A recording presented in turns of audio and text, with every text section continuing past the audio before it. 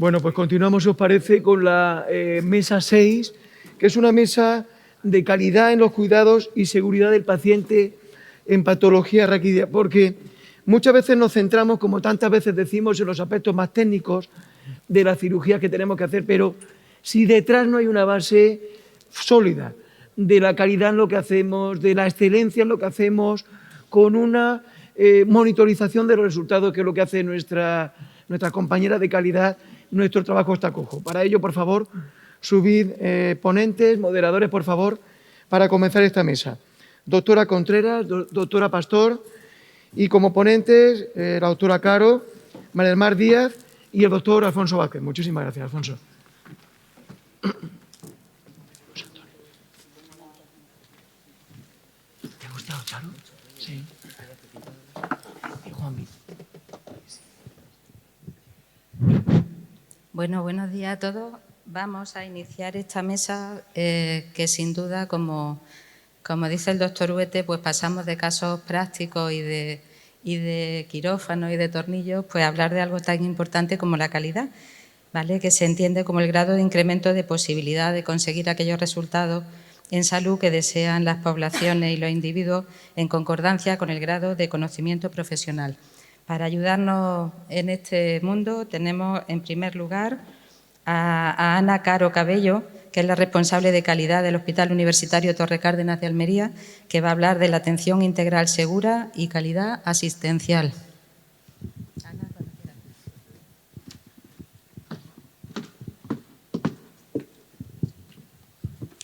Buenos días a todos. Creo que pasamos directamente a la presentación, aunque, bueno, como bien me ha presentado la doctora Contreras, llevamos el servicio de calidad del Hospital Universitario Torre Cárdenas y, en fin, nosotras somos la parte, el lápiz que ayuda un poco a escribir a los demás y a escribir con buena letra.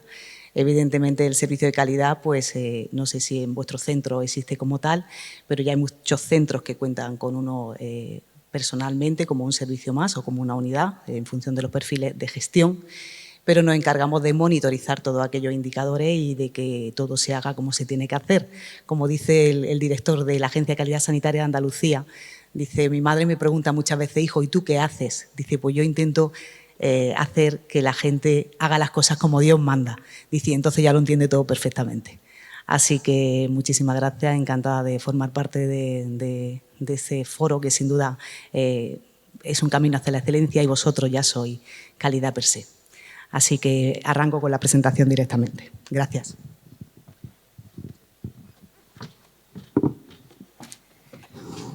Bueno, quiero agradecer y no quiero olvidar a mi querido amigo Antonio Huete, el que nos haya dado este pequeño espacio para darle un poquito más de voz a la calidad y a la seguridad del paciente. Y evidentemente, pues no tengo nada más que palabras de agradecimiento, porque sin duda, como ya he dicho, estamos aquí para sumar un poquito más en calidad, pero ya vosotros sumáis día a día muchísimo en este sector y estoy convencida de que así es como los centros tienen que ir y tienen que dirigirse hacia la excelencia. Arrancamos con Hipócrates y una célebre frase que yo creo que todos hemos escuchado alguna vez, el primum non nocere. Hipócrates decía que lo primero es no hacer daño. A día de hoy sigue siendo una de las preocupaciones principales de las instituciones sanitarias en los países desarrollados. Decía Hipócrates que hiciéramos aquello que supiéramos hacer muy bien y que dejásemos de hacer aquello que no sabíamos hacer. Algo que es muy sencillo, pero a veces nos cuesta. Aplicaré la mejor medicina a mis pacientes, pero la extracción de cálculos se lo dejaré a los cirujanos. Bastante más adelante, ya en el siglo XX, Avedis Donabedian, padre internacional de la calidad asistencial, decía que la calidad de la atención es aquella que aporta al usuario la mayor satisfacción posible, pasando siempre por la balanza de ganancias y pérdidas que ya de por sí presta la asistencia sanitaria. A día de hoy, en la medicina moderna, hablamos de calidad asistencial dirigido a diferentes conceptos, como puede ser la eficiencia, la efectividad, la accesibilidad, la aceptabilidad o la satisfacción del usuario y, por supuesto, las competencias y la capacidad profesional. Bien, una vez dicho esto, tenemos que tener muy en cuenta que la calidad y la seguridad son dos conceptos absolutamente consustanciales, no se pueden separar. Haciendo un guiño un poco al congreso en el que nos encontramos, diríamos que la seguridad es la columna vertebral de la calidad asistencial. La calidad asistencial debe ser una prioridad tanto para los equipos directivos como para nosotros los profesionales sanitarios. y la seguridad del paciente es una dimensión fundamental de la calidad asistencial. ¿Por qué? Porque los pacientes son nuestra razón de ser, porque tenemos que hacer todo aquello que le aporte valor y porque, evidentemente, es una responsabilidad de todos. Entonces, ¿de qué estamos hablando? Cuando hablamos de calidad, ¿hablamos de tecnología? ¿Hablamos de profesionalidad? ¿De equipamiento o de confort? Evidentemente, hablamos de todo, porque todos son estándares de calidad y todo nos va a permitir medir un sistema de calidad en un centro sanitario. Un poco muy rápido, para contextualizarnos, tenemos que saber que esto tiene un engranaje, una importancia tal que ya es la propia Organización Mundial de la Salud la que tiene su propia parcela de seguridad y un plan de calidad dirigido a los pacientes a nivel mundial. En nuestro caso, en España, el Ministerio de Sanidad también tiene su plan de calidad a nivel del Sistema Nacional de Salud y dispone de una estrategia de seguridad del paciente. Un poquito más a nivel autonómico, en Andalucía tenemos un plan de calidad que ahora mismo se encuentra en pleno proceso de renovación y dentro de este plan de calidad tenemos la estrategia para la seguridad del paciente.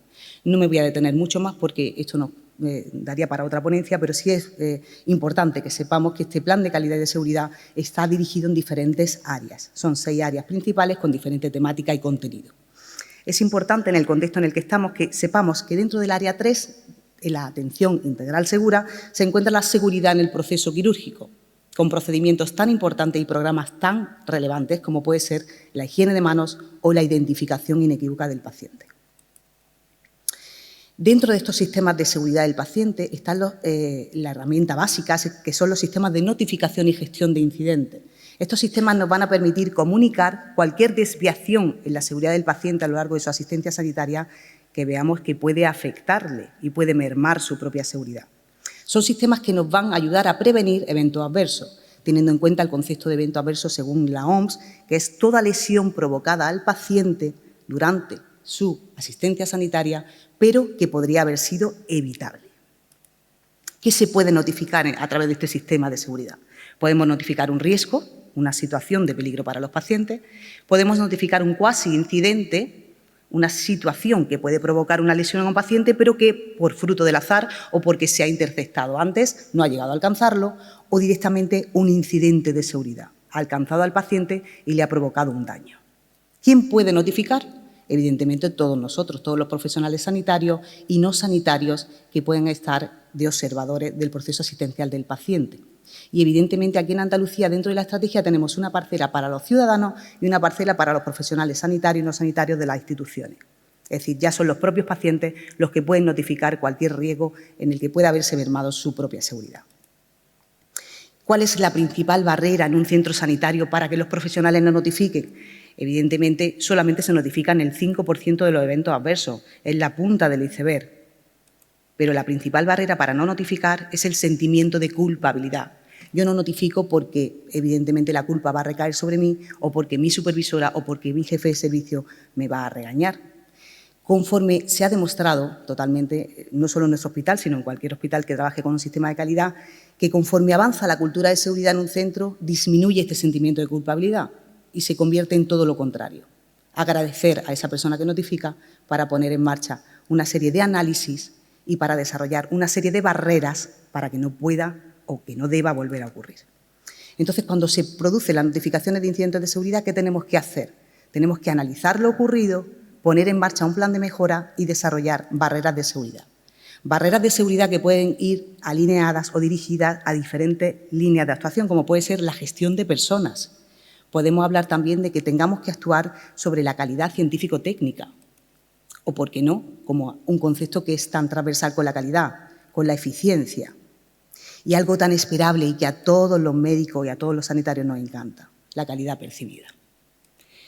Es fundamental para que un sistema de calidad se integre en un centro la implicación de los equipos directivos. La dirección debe de creer en el sistema de calidad. Había un estudio muy importante a nivel internacional que decía, y hay muchos artículos sobre ello, que los costes que al inicio provoca la calidad, evidentemente hay que tenerlos en cuenta dentro de la gestión de recursos, pero el trabajar sin calidad tiene consecuencias inmensamente mayores. Fíjense, esto es un informe de sanidad en hospitales hecho desde abril a septiembre de 2013 en hospitales de Inglaterra y Gales. En este informe se notificaron 150 never events, que son los eventos adversos, lo que no tendría que haber ocurrido, lo que pudiera haber sido prevenible. En este informe se recogen 69 objetos o cuerpos extraños abandonados en el interior de pacientes después de procedimientos quirúrgicos y también 37 intervenciones innecesarias con el miembro erróneo. Como una imagen vale siempre más que 1000 palabras y si es buena mejor, este informe se emite del Centro Europeo de Control y Prevenciones de Enfermedades y es del año 2014. Fíjense, ese es el Santiago Bernabéu. Capacidad del Santiago Bernabéu, 81.000 personas. Pues según este informe del Centro Europeo de Control y Prevenciones de Enfermedad, prácticamente la mitad del Santiago Bernabéu, 37.000 europeos, murieron en el 2014 por infecciones asociadas a la asistencia sanitaria. Hasta aquí poco más que añadir, porque habla por sí sola. Por lo tanto, ¿hacia dónde nos dirigimos los sistemas de calidad? Hacia la mejora continua. Analizamos, valoramos, evaluamos y ponemos en marcha planes de mejora para siempre apoyarnos en la mejor evidencia disponible y hacer una implantación práctica en el día a día de nuestra práctica asistencial. No nos quitemos nunca estas gafas. Veamos siempre a nuestros pacientes a través del cristal de la seguridad. Y quiero concluir mi presentación con esta frase de Avedis Donabedian que dice lo siguiente: el secreto de la calidad es el amor. Uno debe amar a su paciente, uno debe amar a su profesión, uno debe amar a su Dios. Si no tienes amor, entonces puede volver la mirada para monitorizar y mejorar el sistema. Muchísimas gracias a todos.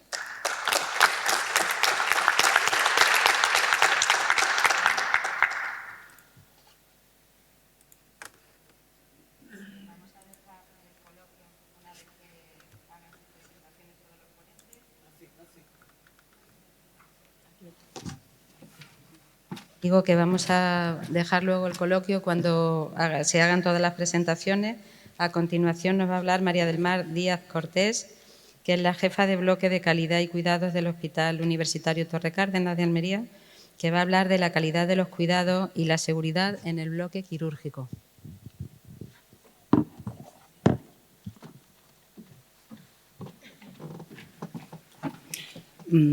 Buenos días. En primer lugar, quería dar gracias a la organización y, por supuesto, al doctor Huete por contar conmigo para hablar de este tema. Les parecerá curioso, pero esta mañana me preguntaba yo qué hace una persona como yo en un sitio como este, ¿no? Bueno, pues voy a contaros y voy a demostraros, voy a intentar argumentar con mi presentación por qué las enfermeras somos una parte también fundamental dentro de lo que es el proceso quirúrgico. Cuando hablamos de calidad, pues la calidad no es otra cosa que el grado en que un servicio de salud, con las personas, con los grupos, con la población, incrementa la probabilidad de alcanzar los resultados deseados basándose en datos probatorios, es decir, en estándares previamente establecidos. ¿Qué es la enfermería? Pues no es otra cosa que la ciencia que engloba todos los cuidados que se dan a las personas, a los grupos, a las familias, en cualquier contexto y en cualquier lugar. Por tanto, cuando hablamos de la calidad de los cuidados, hablamos de procurar la excelencia o la calidad total en esos cuidados que ofrecemos a la ciudadanía. Como ha comentado mi compañera anteriormente, calidad y seguridad son dos culturas estrechamente vinculadas, de manera que no podemos hablar de calidad asistencial si no garantizamos la seguridad del paciente y no habrá seguridad del paciente no habrá calidad si no garantizamos esa seguridad. El objetivo de estas dos culturas es el mismo, es prevenir el daño durante la asistencia sanitaria. En este sentido, pues me voy a centrar en el proceso quirúrgico, que a nivel mundial la seguridad y los incidentes de seguridad dentro del proceso quirúrgico se consideran casi un problema de salud pública. Prueba de ello es que entidades como a nivel internacional la Organización Mundial de la Salud, a nivel nacional el Ministerio de Sanidad, no paran en su intento de desarrollar estrategias que garanticen esta seguridad durante el procedimiento. Para ponerlo en situación, les voy a exponer una serie de datos basados en evidencia actualizada y que hablan por sí solos de la importancia de garantizar la calidad asistencial en el proceso quirúrgico. En una revisión que se hizo en el Reino Unido, hablaba de que el 10% de los pacientes hospitalizados van a sufrir algún evento adverso a lo largo de su asistencia. Entre ellos, los eventos quirúrgicos eran los más frecuentes y el 40% de ese grupo pertenecía a los que eran asociados propiamente a la cirugía, seguido de los errores de medicación, de las infecciones relacionadas con la asistencia o las reacciones alérgicas. En esta línea, otra revisión sistemática en el Reino Unido analizó los errores de medicación y arrojaron unos datos nada despreciables, o sea, unos 101 errores por cada 1000 administraciones. Ojo, administraciones no pacientes, es decir, sospechaban que hubo pacientes que sufrieron más de un evento adverso durante su ingreso hospitalario.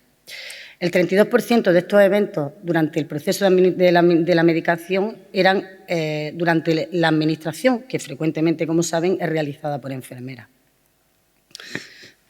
Por otro lado, Madeleine en 2015 analizó cuáles podrían ser las causas prevenibles de los reingresos a 30 días de pacientes intervenidos y obtuvo como resultado que los eventos adversos y los errores asociados a las intervenciones quirúrgicas eran la segunda causa, pero curiosamente era la primera causa en pacientes con una neurocirugía. En esta línea quiso analizar el coste de esos reingresos y los resultados también eran muy llamativos. O sea, cerca de 1 millón, durante los 5 meses que duró el estudio, casi 1 millón de euros se asociaba a costes de reingresos relacionados con los eventos adversos. Y de estos, el 19% eran evitables, era un coste de casi 300.000 euros. Así, la revista norteamericana de neurocirugía clínica, en una editorial, expuso que los errores asociados a la neurocirugía oscilaban en un rango muy amplio, desde el 25 al 85%, pero sí afinaron más en que ese 25% sucedía durante la técnica quirúrgica propiamente dicha. Y analizando las posibles causas, una de las principales causas era que no existía una figura que coordinara el equipo, todo el proceso y que coordinara el equipo. Y los errores de comunicación eran la base de la mayoría de los errores. Como propuesta, pues lanzaron la necesidad de que hubiera una figura que controlara a todo el equipo multidisciplinar y que garantizara el cumplimiento del listado de verificación quirúrgica. Por otro lado, otro de los artículos empiezan ya a hablar de la figura de la enfermera especialista en el área quirúrgica. Esta figura está reconocida en algunos países europeos, como Suecia, pero no de una manera formal. En este sentido, hay una revisión sistemática que hablaba del cumplimiento de los checklists en neurocirugía. Se analizaron 26 estudios internacionales y el resultado fue que la cumplimentación correcta del listado de verificación reduce las complicaciones infecciosas y mejora la cultura de seguridad. Por último, este es un estudio, es una iniciativa que se llevó a cabo por un grupo de cirujanos y que arrojó unos resultados bastante esperanzadores. Fueron un grupo de neurocirujanos especializados junto a enfermeras formadas, iniciaron una iniciativa de continuidad de cuidado a pacientes neuroquirúrgicos. ¿Qué hacían? Pues le hacían una valoración inicial de las posibles necesidades que ese paciente iba a tener post-cirugía, hacían una planificación anticipada de ese alta, intentaban gestionar esos recursos de forma precoz y hacían un seguimiento proactivo hasta el alta del paciente y un seguimiento telefónico por las enfermeras a las 48 horas. ¿Qué resultados obtuvieron? Pues a nivel de gestión, una mayor proporción de alta en la mañana, que permitía liberar camas y mejoraba el flujo de pacientes. A nivel de estancias hospitalarias, disminuyó significativamente esas estancias y se redujo también la tasa de readmisión a los 30 días. Para ponernos en situación a nivel global, lo que un paciente crónico complejo supone a la medicina interna por su complejidad, por su vulnerabilidad, por su alta demanda de cuidado, un paciente neuroquirúrgico supone a la cirugía. Entonces, iniciativas como esta pues podrían ser la clave para garantizar la seguridad en pacientes sometidos a cirugía neuroquirúrgica. En este momento es donde entra el tema del que yo les quería hablar, que es la figura de la enfermera quirúrgica como referente de seguridad. La enfermera quirúrgica es reconocida por la Organización Mundial de la Salud como una enfermera responsable de coordinar el equipo y de garantizar el cumplimiento del listado de verificación quirúrgica. En nuestro país, desgraciadamente, desde el año 2005 se lleva luchando por ciertas especialidades de enfermería, pero concretamente la enfermería neuroquirúrgica enfermería quirúrgica global del bloque quirúrgico está paralizada desde el 2005. No cuenta ni siquiera con un plan formativo específico. Pero sí hay algunos autores que hablan de cuál podría ser el perfil de este tipo de profesionales. Pues debería de ser una enfermera formada, con al menos alguna formación específica en cuidados quirúrgicos en nivel posgrado o nivel máster, que tenga cierta experiencia profesional, es decir, que haya estado sometida a la práctica clínica de lo que conlleva un proceso quirúrgico y, por supuesto, que tenga capacidad competencial para tomar decisiones. ¿Cuál sería el rol de esta enfermera? Pues el rol sería vincular las prácticas asistenciales de todo el proceso quirúrgico alineado con las buenas prácticas recogidas en el listado de verificación quirúrgica de la OMS y con otras buenas prácticas que paso a enumerar a continuación. Sería la encargada de garantizar una correcta higiene de manos, de prevenir las úlceras por presión, la prevención de caídas, de poner en marcha proyectos como el de cirugía segura o el IQZ, prácticas seguras en el proceso transfusional, prevenir y controlar la infección, prevenir también los errores asociados a la medicación, la identificación inequívoca del paciente, actuar ante una parada cardiorrespiratoria o la detección de las alergias. Como garante de calidad en una cirugía, este es el primer paso que no podemos saltarnos y es garantizar que se le hacemos al paciente correcto, el procedimiento correcto y en el lugar correcto. Y a veces nos olvidamos que el paciente es la fuente más fidedigna de datos. Entonces, siempre que pueda ser y la situación lo permita, promovamos la participación activa del paciente y verifiquemos estos datos con él, que es el más interesado en que todo sea correcto. Por otro lado, a nivel de prevención de infección, este perfil de enfermera tendría que garantizar, como he dicho antes, supervisar que la higiene de manos se realice de forma correcta, que se le administre la profilaxis antibiótica, verificar la preparación quirúrgica, la esterilidad, el control ambiental, el control de las puertas, el flujo de pacientes dentro del quirófano y también supervisar la limpieza del bloque quirúrgico. ¿Qué otras prácticas seguras podría la enfermera referente de seguridad en todo el bloque quirúrgico garantizar que se cumplieran? Pues prevenir las lesiones asociadas a la electrocirugía, sobre todo la ignición de los pacientes, prevenir las reacciones alérgicas, garantizando que queden registradas todas esas alergias y además teniendo procedimientos alternativos, por ejemplo, en caso de que haya pacientes alérgicos al látex. Prevenir las lesiones secundarias a las radiaciones ionizantes, con, por ejemplo, la protección de gónadas en pacientes en edad fértil.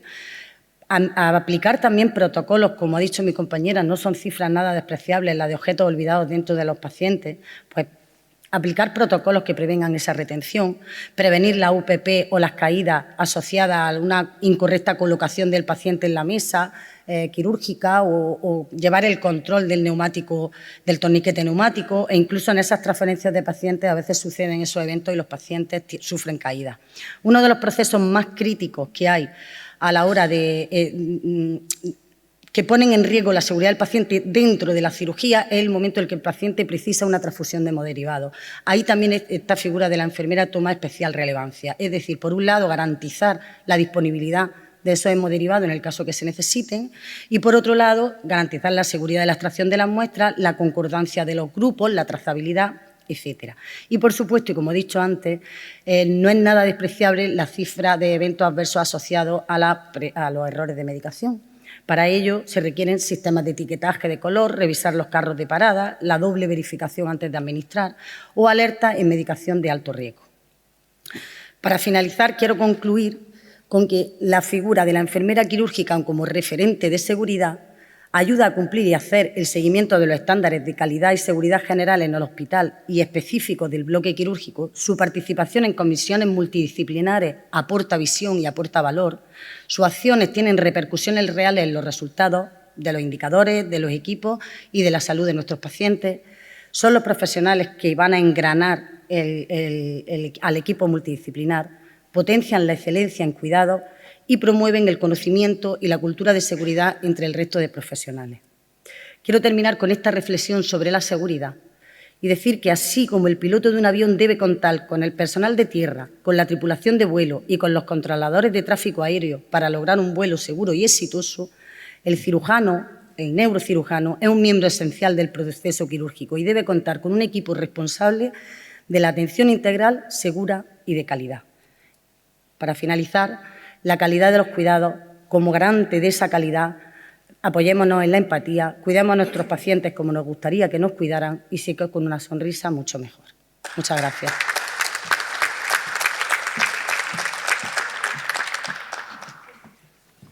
Por último, un compañero al que no hay que presentar porque es de todos conocido, Alfonso Vázquez, que nos va a hablar de la seguridad en la patología raquídea con una visión global en cuanto al pasado, presente y futuro de dicha seguridad.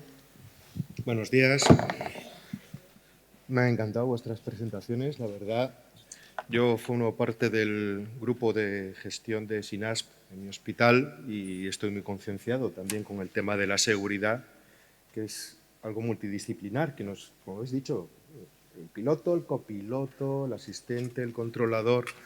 La seguridad no es cosa de uno, es cosa de todos los que formamos parte del equipo sanitario y alguien más. El propio paciente.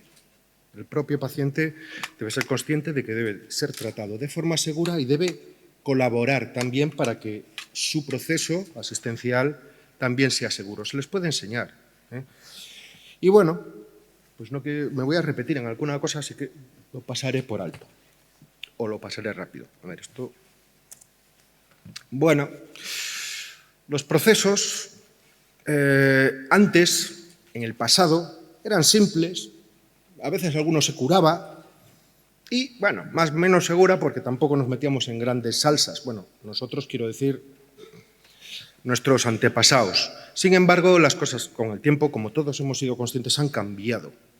Han cambiado y ahora pues, los procedimientos son complejos, sí que funcionan, pero son mucho más peligrosos que antes, ¿eh?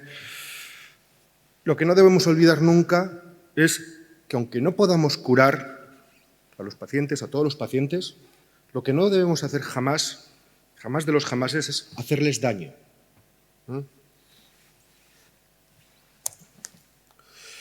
La calidad me recuerda aquello que dijo un senador estadounidense, que dijo, voy a decir una palabrota, yo no sabría definir lo que es la pornografía, pero cuando la veo, la reconozco.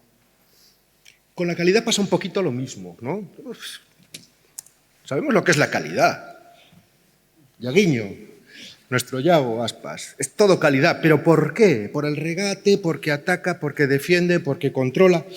La calidad es la suma de cosas. Es, como habéis dicho, la suma de una serie de cosas, que es prestar la asistencia en el momento que tenemos ahora con los conocimientos. No podemos aplicar los conocimientos de los años 50 a la ciencia de ahora o actuar como si estuviéramos en los años 50. Las necesidades del paciente es lo más importante. Tenemos que lograr sus cuidados para que el paciente sea el centro de la asistencia sanitaria. Y tenemos unos estándares que cumplir.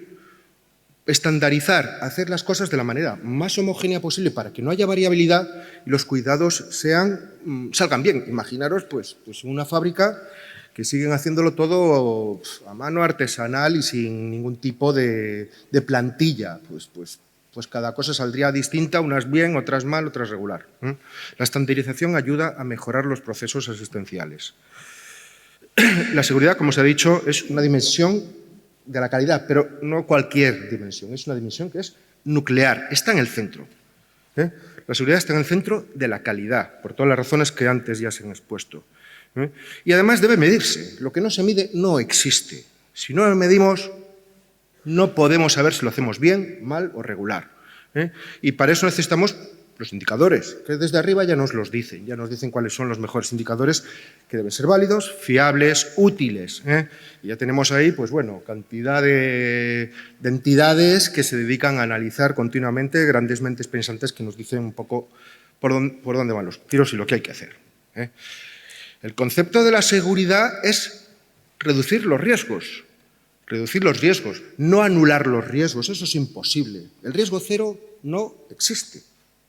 Pero debemos aproximarnos lo más posible a él. Nunca vamos a tener un riesgo cero. Eso ya lo sabemos. Nos preguntan los pacientes, ¿y qué garantías me da?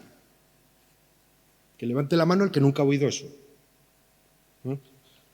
Yo solo puedo garantizar una cosa, señora o caballero, que lo voy a hacer lo mejor posible, lo mejor que sé con los mejores medios. Eso sí que se lo garantizo al 100%. El resultado, esperemos que sea lo mejor posible. Si yo voy conduciendo, me pongo el cinturón, no bebo, respeto las reglas, no es lo mismo que si me he tomado 3 copas, no me pongo el cinturón y voy hablando con el móvil. Eso es de cajón, ¿no? Aún así, puedo llegar a casa perfectamente con 3 copas de más y que un camión se estampe contra mí habiendo cumplido las reglas. Puede ser, pero eso no es un argumento para dejar de ser seguros. Y como dice la UNE, ausencia de un daño que es innecesario. El corte es necesario, pero hacer otras cosas o pasar de otras cosas es absolutamente innecesario. Las actuaciones, como digo, son para minimizar riesgos, no para anularlos, para minimizarlos, porque anularlos es imposible. Y entonces deberíamos todos en nuestro conjunto, médicos, enfermeras, gestores, etcétera, residentes, estudiantes, formar parte de este tipo de cultura, de la cultura romana, griega, china, occidental y de la seguridad. Una cultura en la que todos pensemos de una forma similar y que hagamos lo correcto, que eso es lo primero que lees cuando lees un manual de gestión. ¿Qué es gestión? Hacer bien lo correcto. ¿Es importante la seguridad? Juzguen ustedes mismos si es importante o no. Las catástrofes no tienen una sola causa, muchas van seguidas, pero si se tomaran medidas de seguridad, estas cosas no saldrían en la tele o en la prensa. Errar es humano, ya lo dijeron los romanos en su día. Somos humanos, no somos... Y la inteligencia artificial también se equivoca, pero nosotros más. Err is human. Y esto está escrito, publicado en el año 1999. No se nos puede exigir que seamos perfectos, porque cometemos errores. Una persona comete más errores que 2, muchos más que 3, y muchísimos más que 4 personas que están pensando, están reunidas y están vigilando. La OMS crea en el año 2004 la Alianza Mundial para la Seguridad del Paciente. ¿Pero de verdad es humano?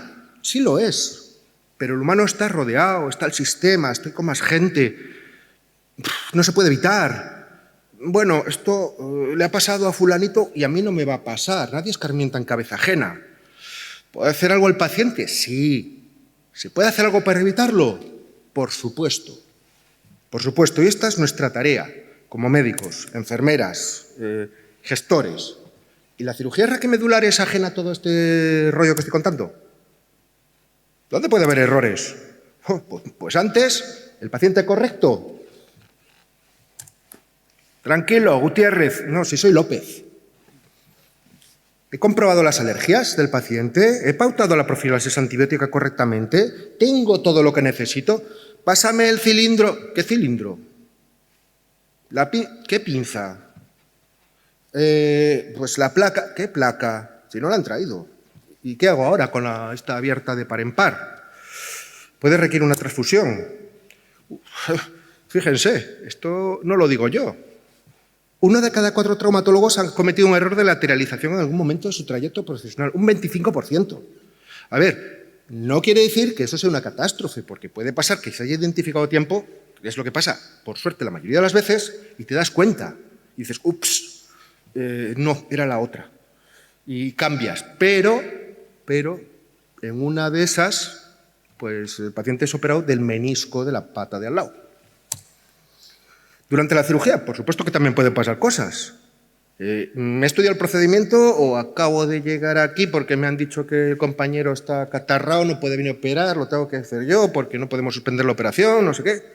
Lo tengo bien posicionado y protegido al paciente, como habéis mencionado. Estoy en el lado, la lateralización, el lado correcto, esto es derecho, izquierdo, derecho. A veces con las prisas. Estoy en el nivel correcto. Estoy en la L5, S1, L4, L3, ¿Estoy seguro de lo que estoy haciendo? ¿Estoy seguro por dónde voy? ¿Me estoy metiendo en un jardín? ¿Me dejo algo dentro, como la tijera esa? Hay métodos, está publicado. hay talleres, hay cursos, hay un montón de cosas, de gente que sabe de esto y que puede enseñar al que no sabe, que es obra de caridad. Y después de la cirugía, ¿he relleno correctamente el procedimiento quirúrgico? No sé ustedes, pero a mí me repatea encontrarme un protocolo quirúrgico, se ponen tornillos transpediculares, el E4, el 5 y ese 1. Bien. ¿De qué marca? ¿De qué tamaño? ¿De qué casa son? Porque no es lo mismo un Mercedes que un BMW, para si le quieres cambiar una pieza. Y te encuentras eso de un paciente que está operado en otro centro, pues no. Un protocolo quirúrgico debe ser detallado, debe estar bien organizado, debe estar bien sistematizado y hay que poner lo que haces. Y no, corre y ya está, protocolo quirúrgico. Eso yo cada vez que me lo encuentro, y no es raro, me pongo a 100. Sigamos. Esto, la seguridad, es una necesidad, es un lujo, es responsabilidad, es todo. Porque la calidad es lujo, evidentemente. Algo de calidad es lujoso. A mí me encanta el lujo. ¿Es necesario? Por supuesto, por el bien paciente. ¿Y responsabilidad? Sí. O sea, sí. Lo del lujo, alguien puede interpretarlo como algo, pero no. ¿Por qué? Porque es el paciente el que pone su vida y su función en nuestras manos. ¿Para qué? Para tener buenos resultados. ¿Cuándo? Todo el tiempo, de principio a fin. ¿Y cómo? Hablando. ¿Que lo habéis dicho? Hay que hablar, hay que comunicarse, hay que talk. ¿Qué es lo que pone ahí? Tener un objetivo, un análisis, aprender y actuar. Y esto está en todas partes, desde el ministerio, poner el foco en la seguridad, por la seguridad del paciente, marca, la cirugía segura, etcétera, etcétera. El que busca, encuentra. Y luego los datos que son incuestionables. 1 de cada 10 pacientes hospitalizados, como habéis dicho, y en 1 de cada 5 consultas en atención primaria, un paciente va a sufrir daño. Eso es como si todos los días perdieran 100.000 cartas correos. Imaginaros.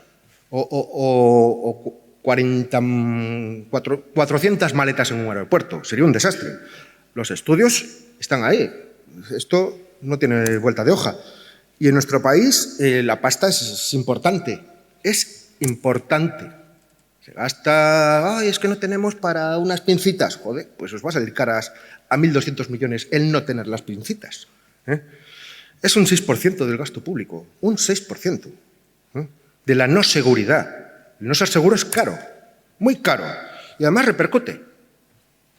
El paciente lo paga, su familia lo paga, son las primeras víctimas, pero luego el profesional que lo sufre, que yo sepa, nadie quiere hacer daño a propósito, pasa a sentirse mal. Psicológicamente puede ser devastador, puede ser terrible y acabar psicológicamente mal, con problemas de adicciones, incluso en suicidio.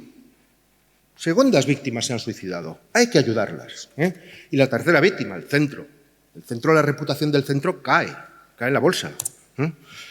Los conceptos, bueno, pues ya se han explicado antes. Tenemos los cuasi incidentes, tenemos los incidentes sin daños, tenemos los eventos adversos y luego el evento centinela, que eso es lo más gordo que puede pasar. Y luego están los factores contribuyentes, aquello que va poniendo el senderito por donde van una cosa, otra, y al final, como el caso de Gruyère, el caso de Rishon, se alinean los planetas y ¡zas!, pasa la flecha. Entonces, quisiera hacer una pregunta a la sala. ¿Es lo mismo una complicación que un evento adverso? Yo creo que aquí ya han dado las pistas. Que levanten las manos los que piensen que un evento adverso y una complicación es lo mismo. Y ahora que levanten la mano los que piensen que una complicación y un evento adverso no es lo mismo. Doctor Huete, ¿por qué? Efectivamente, la evitabilidad. Una complicación es un accidente. Un paciente, tú le has puesto el antibiótico, se has lavado las manos, has hecho todo bien, esterilizar, se infecta. Bueno, puede pasar. Pero si no te has lavado las manos, no le has puesto el antibiótico y no la cura la herida y se infecta, dirás, eso es una complicación. No, eso es un evento adverso. No vamos a decir negligencia, vamos a decir que es algo que podría haberse evitado, el resultado es el mismo. Una complicación, bueno, mala suerte. Evento adverso no es mala suerte, es no haber hecho las cosas bien. ¿Vale? Entonces vamos al pasado. El pasado, bueno, se inventaron los listados de verificación quirúrgica, qué bonitos. Bien, ¿cuándo se rellenan? Al acabar la operación. ¿Por qué? Porque viene el jefe y te dice, me han reñido los de gerencia que el indicador este hay que mejorarlo. Le echa la bronca al jefe o al jefe y el jefe te la echa a ti. Y te está motivando, claro, para que lo hagas. Y dice, pues a mí me da igual, el problema es tuyo, que es a la que riñen. ¿Debería ser obligatorio? Yo creo que sí. Yo creo que sí, ahora es voluntario, pero debería ser obligatorio. Debería estar integrado en la historia electrónica y no en papel, porque hay muchos centros que son papel, que luego hay que traducir del arameo al cristiano, y que si no lo rellenas no puedes dar el siguiente paso. Yo creo que también. O sea, nos ponen botellitas, ¿qué tal? Porque sí. Y esto, que sea voluntario, una medida fundamental de seguridad. ¿Pero en qué cabeza cabe? Los modelos de gestión de seguridad. Bueno, aquí tenemos a nuestros antepasados, a Semmelweis, a vuestra querida Florence, a Lister, el inventor de la antisepsia, gente que fue pionera, que decía, lávate las manos porque si no las mujeres que van a parir... ¿Qué tonterías dices? Realmente unos incomprendidos. Implantemos una cultura. Cultura es nuestro entorno, el cómo nos movemos como los peces en la pecera.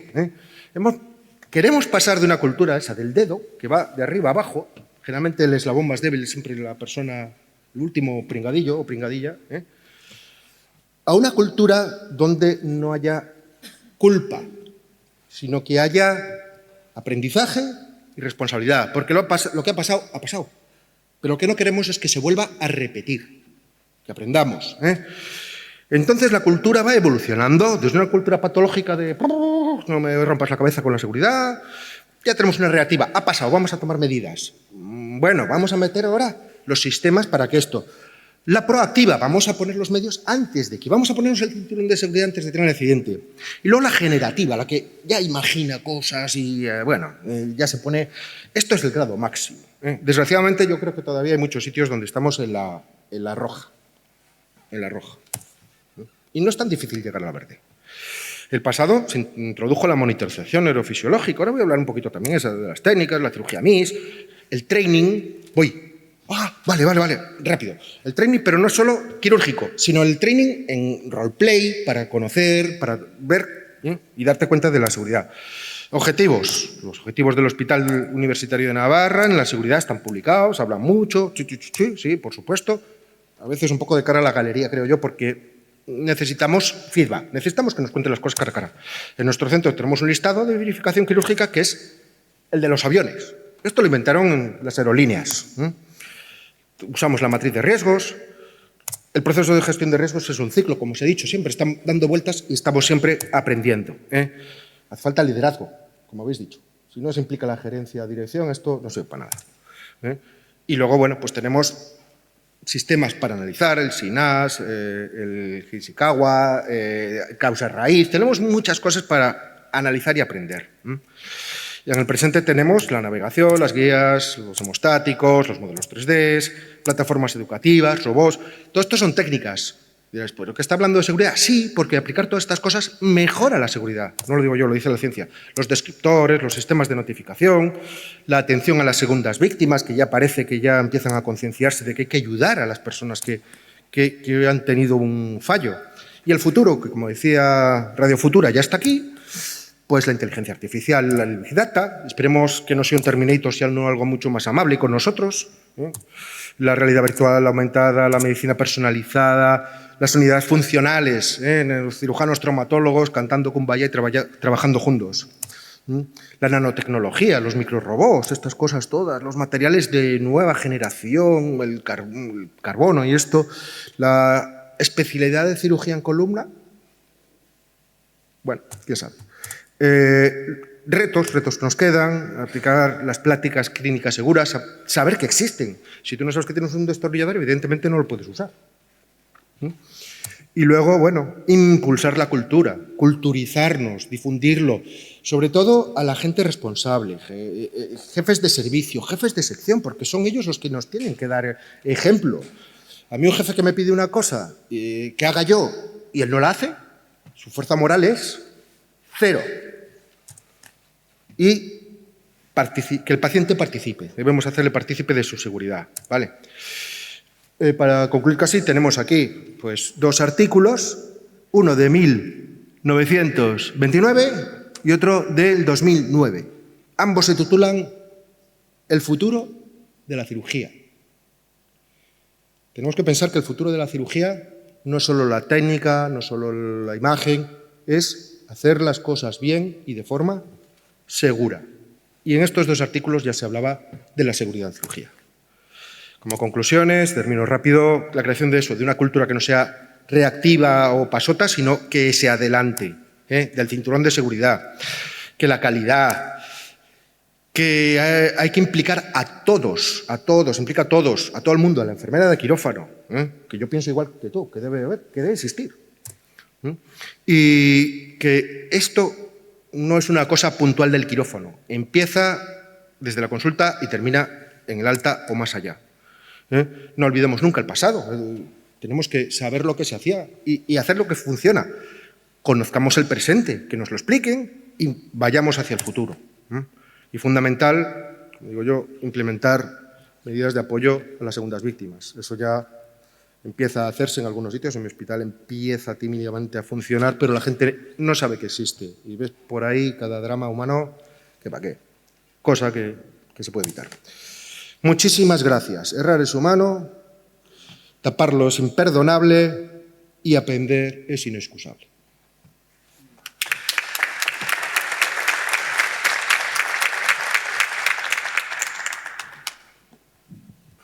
Muy bien, enhorabuena por vuestras presentaciones, preciosas las 3.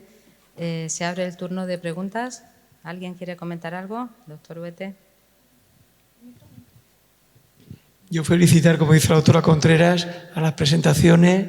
Qué bonita, cómo se puede hablar de un tema tan complejo y que se haga tan atractivo y enhorabuena, de verdad.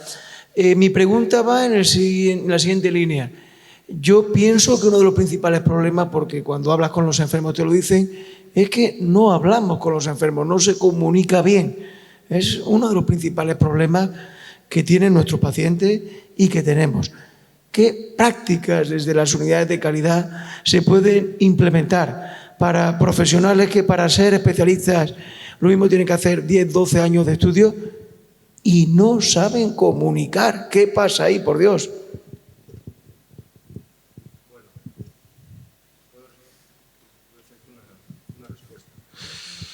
¿Esto funciona?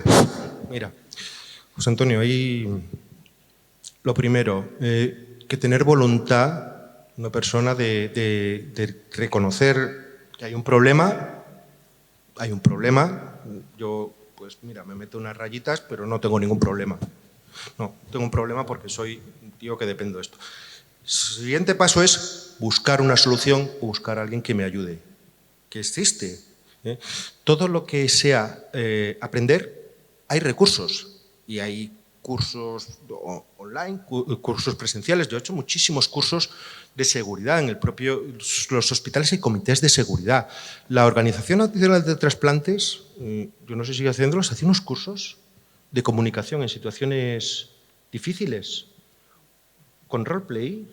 Oye, te graban, tú tienes que meterte en la piel de un médico que tienes que explicarle a una persona, o a 2, o a 3, o a las que sean, en diferentes situaciones, oye, que su familiar está muy malito y bueno, pues con actores que te dicen, ¿y qué ha pasado? ¿Y por qué? Y no sé qué, y no sé cuántos. Y al final lo que tienes que obtener es el consentimiento para la donación. Y dices, vale, ese es el objetivo, pero el curso que es explicar, hablar, el cómo ponerte, el cómo sentarte, cómo poner las manos, cómo hablar, es increíble. Y de verdad, no solo es aprender a hablar, es la gestualidad, es el mostrarte sincero, lo que llaman la comunicación no verbal, que es el 90% de la comunicación entre dos personas. Tú piensas que hablando comunicas todo, pero solo comunicas el 10% de las cosas. ¿Es correcto? Mira, me da la razón. Me gustaría aportar un poco más desde aquí, porque es cierto que lo que acaba de decir Curro nos pasa a todos. como médico, yo he estado trabajando, yo soy médico de familia, he trabajado durante más de 20 años en el servicio de urgencia del Hospital Torre Cárdenas y llevamos 5 años en el servicio de calidad. Pero es cierto que la ausencia de información al paciente y a los familiares genera un ambiente de no calidad y de no seguridad. Se satisface tanto, como hemos dicho antes, la calidad percibida, ¿no?, simplemente informando con una sonrisa, como ha dicho María del Mar, o siendo amable, que haciendo, por supuesto, como ha dicho Alfonso, hay muchísimos cursos, hay coaching, hay talleres de humanización, la típica mano que coja al enfermo, todo eso evidentemente lo sabemos. No es que, como decía un compañero mío, a mí no me pagan por ser simpático. No te pagan por ser simpático. Evidentemente eres médico y te pagan para tratar al paciente de la mejor forma en la que sepa. Pero, ¿qué nos cuesta ser un poquito simpáticos? O a veces ser un poquito amable.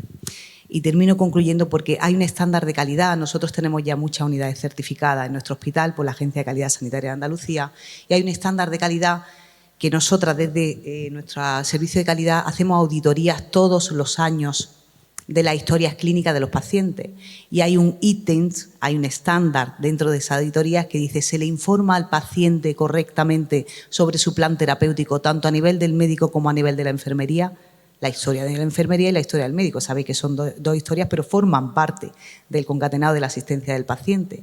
Tanto es así que hace poco vino un evaluador de AXA a hacer, valga la redundancia, la evaluación de una unidad. Los procesos de evaluación duran 12 meses y dentro de ahí, pues evidentemente hay muchísimos estándares que trabajar. Se acababa de ir un enfermo de alta y estaba la cama todavía pues deshecha, no estaba ocupada por otro enfermo. Y el evaluador de AXA le pregunta a la enfermera que lo acompañaba: ¿este señor se ha ido de alta? No, sí, se le ha entregado el informe de alta, se le ha explicado qué tiene que tomar, se le ha conciliado la medicación con respecto a su medicación de atención primaria. Y dijo ella, sí, siempre lo solemos hacer así, porque además es una unidad que está muy comprometida con la calidad y ya tiene varias recertificaciones. Pues este evaluador llamó directamente al enfermo por teléfono y le dijo, fulanico de copa, sí, por supuesto siempre hay un consentimiento de confidencialidad. ¿Es usted fulanico de copa? Sí, tal. ¿Se ha ido usted de alta de este servicio? Sí. ¿Sabe usted lo que se tiene que tomar? Ah, pues sí, me lo ha explicado muy bien. Ha venido la enfermera y el médico, me lo han explicado. Me tengo que quitar la pastilla de la orina, me tengo que tomar ahora el otro para que la sangre vaya más líquida. El paciente lo explicaba a su forma, pero se había enterado. Por lo tanto, las auditorías en los centros, y lo digo para todo aquel que quiera trabajar dentro del sistema de la gestión de la calidad, son muy importantes. No para criticarnos, como he dicho antes, no para señalarme con el dedo, ni muchísimo menos, sino para gestionar herramientas de mejora y que estas herramientas de mejora se integren en nuestra práctica diaria. Así que, adelante. Doctor Calderón. Yo sí querría decir algo al respecto de todo lo que habéis hablado. Como cirujanos somos responsables, que yo sepa, el cirujano es el responsable de todo lo que ocurre en el quirófano. Si vamos a tener a alguien que va a ser responsable por encima, me dedicaré a aplicar una técnica y mi responsabilidad quedará eximida en el momento en que acabe. Pero a día de hoy no es así. Y llevo 40 años ejerciendo, he trabajado en diferentes hospitales, he formado parte de comités de calidad, etc. Y creo que la calidad, aparte, también tiene otras connotaciones que influyen y que parece que cuando llegamos arriba a la gestión se nos olvidan. Yo durante muchos años he tenido la misma enfermera en la pública y en la privada. Ahora entro y no sé ni qué cara tengo cada vez que entro en un quirófano. Y muchos errores de los que vemos es por desconocimiento de lo que se hace en los quirófanos. Y la política de personal debería de ser una de las primeras cosas de calidad en un quirófano. Y no se está prestando la atención. Y la política de personal debería ser una de las primeras cosas que hubiera en una planta tan compleja como es una planta de neurocirugía o de cirugía de columna. Y no la hay. Entonces, exigir ciertas cosas es complicado. El checklist, que está muy bien, y nosotros lo hacemos, y estamos certificados, resulta que se hace para aviones. Pero yo para comprobar que mi instrumental funciona adecuadamente, lo tengo que desesterilizar. Y si lo desesterilizo y compruebo si funciona o no funciona, ¿qué hacemos? O las bipolares estamos seguros que van a funcionar.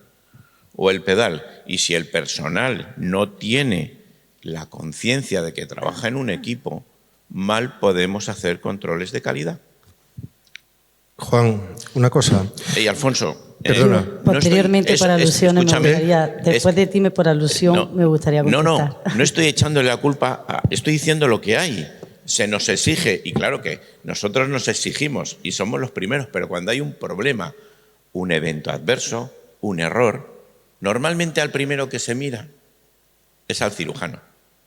Si me lo permite. Sí. Y entonces creo que si hablamos de que la calidad abarca a todos, los señores que ocupan cargos de gestión, a lo mejor también son los sindicatos, habrá que ver qué pasa con el personal, porque de eso no lo nombramos nunca. Bueno, si voy por parte, porque hay varias cositas, si me lo permite, Alfonso, ahora mismo le doy la palabra. Varias cosillas.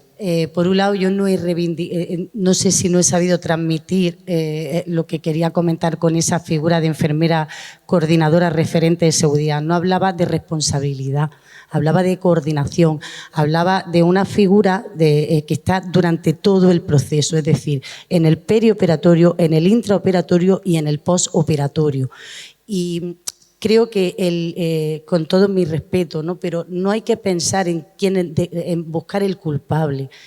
Cuando existe la cultura de la calidad y de la seguridad, no vamos buscando un culpable, vamos buscando analizar qué ha sucedido y qué podemos hacer para mejorar esta situación. Eso por un lado. Y ciertamente, pues como se suele decir, cada uno viene a hablar de su libro. Yo evidentemente he aprovechado el foro, un foro quirúrgico, para reivindicar ciertas carencias que como disciplina tenemos. Por ejemplo, ustedes tienen dentro de la medicina, tienen todas las especialidades. Nosotros las enfermeras no. Y lo que quería poner en valor en este foro es que el proceso quirúrgico es un proceso con suficiente entidad como para que los organismos reconozcan y que las enfermeras se formen específicamente en ese proceso. Como usted dice, no todas valen. Usted ha tenido una toda la vida y esa enfermera, aunque no sea con una formación reglada y reconocida, pero sí que tiene una formación en el tiempo especializada en el proceso quirúrgico. Para ser muy breve, es verdad que podía haber abierto muchas más causas de eventos adversos, como usted bien dice. Lo que pasa es que no me daba tiempo en 10 minutos que 15 que me habían dicho. Mire, a 1 de enero de este año, el Ministerio de Sanidad publicó en relación a las contrataciones, y creo que aquí hay bastantes personas que son gestoras. Bueno, no lo sé si hay gestores por aquí, pero aprovecho para decirlo, ¿no? El hecho de las ratios que no estén ajustadas ya es un compromiso con la seguridad del paciente. El hecho de que los profesionales no estén formados ya compromete la seguridad del paciente. Pero creo que también es necesario generar esa cultura de calidad y seguridad. Cierto es que los gestores a veces, como yo suelo decir con los Chell-Lee y con otros registros que nos ponen, no es cumplimentar, es cumplimentir, porque a veces lo que estamos haciendo es cumplimintiendo al rellenarlos, si no se hacen realmente, como decía Alfonso, en el caso del listado de verificación quirúrgica de la OMS, si no se siguen todos los pasos de una manera muy disciplinada, pues sistemática, pues evidentemente no estamos consiguiendo el objetivo para el que se diseña, ¿no? Entonces, nada más, no sé si en la figura, yo he puesto en valor esa figura de enfermera por aquello que tuviera presencia, pero no importa quién sea. Sí que es cierto que el proceso quirúrgico, yo creo, a mi entender, requiere una figura que coordine. De hecho, en uno de los estudios lo he puesto, ¿no?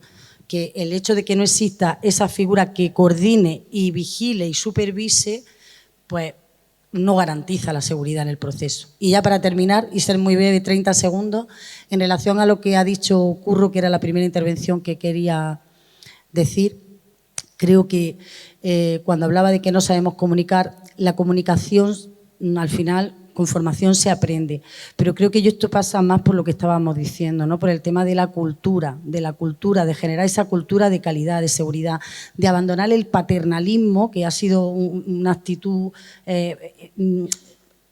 del pasado, y irnos hacia a un modelo biomédico más moderno, en la que impliquemos al paciente de una forma activa, en la toma de decisiones compartidas. Tanto es así que el lema de hace 2 años de la OMS en relación a la seguridad del paciente era implicar a los pacientes en su propia seguridad.